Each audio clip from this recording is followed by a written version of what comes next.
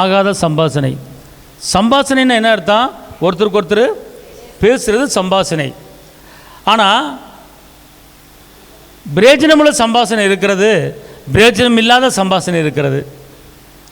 நன்மையான சம்பாஷணை இருக்கிறது, நன்மை இல்லாத சம்பாஷணை இருக்கிறது.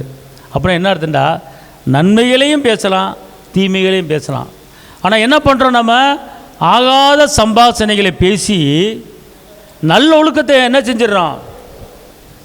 நல்ல ஒழுக்கத்தை, நல்ல ஒழுக்கமானவர்கள் தான். ஆனால் அந்த ஒழுக்கம் கெட்டு போயிடும்.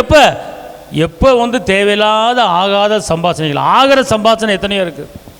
எப்படி ஜெபிக்கணும், எப்படி சர்ச்சுக்கு போகணும், எப்படி ஊழியம் பண்ணணும், எப்படி ஆண்டவர் சமூகத்தில் உட்காரணும், பரலத்துக்கு நம்ம போகணும், அதுக்கு என்ன தகுதி பண்ணணும், ஆகிற சம்பாஷணை.